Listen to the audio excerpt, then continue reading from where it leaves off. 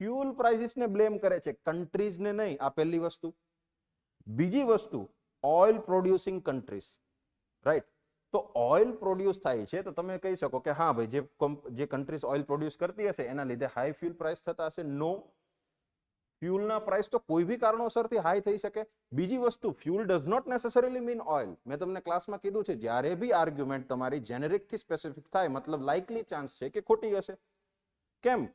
Oil producing કીધું, જ્યારે અહીંયા વાત ફ્યુઅલની કરી છે. ફ્યુઅલ કંઈ બી હોઈ શકે. ફ્યુઅલ કોલ હોઈ શકે, એથેનોલ હોઈ શકે, હાઇડ્રોજન હોઈ શકે, કંઈ બી હોઈ શકે ફ્યુઅલ. તો અહીંયા સ્પેસિફિકલી કીધું છે ઓઇલ. ઓઇલની વાત નથી થઈ, ફ્યુઅલની વાત થઈ છે. કન્ટ્રીઝની વાત નથી થઈ, પ્રાઇઝને બ્લેમ કરી છે, રાઈટ. સો સ્ટેટમેન્ટ તમને જેનેરિક લાગે છે પણ એકચ્યુઅલમાં રોંગ છે. સમજો છો? હવે જુઓ, if there is a food crisis in the world in the near future it will be in the emerging economies. તમે કહેશો હા સર આ તો હવે સાચું જ છે. Two only is the answer. કેમ કે અહીંયા લખ્યું છે ને કે ઇમર્જિંગ ઇકોનોમીઝમાં હાઈલી પ્રોબેબલ છે કે કન્ઝમ્પશનના કારણે જે છે ફૂડ ક્રાઇસિસ આવી શકે, રાઈટ. પણ આ ભી રોંગ છે. બહુ વ્યવસ્થિત રીતે યુપીએસસીએ ક્વેશ્ચન મૂક્યો છે. It will be in the emerging economy. તમને મેં સ્કોપ શિફ્ટિંગ ભણાવ્યું હતું, ખ્યાલ છે?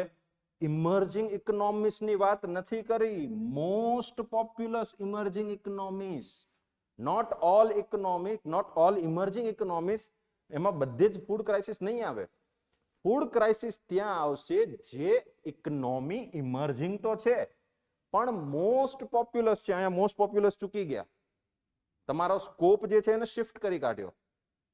ખ્યાલ પડે છે?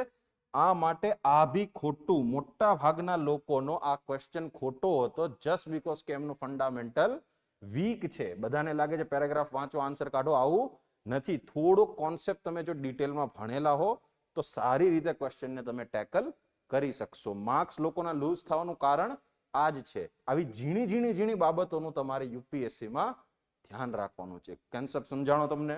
ક્વેશ્ચન કઈ રીતે કરવાનું છે ખ્યાલ પડ્યું? આર્ગ્યુમેન્ટ્સ ને બધી વસ્તુ ક્લિયર થઈ? ડન?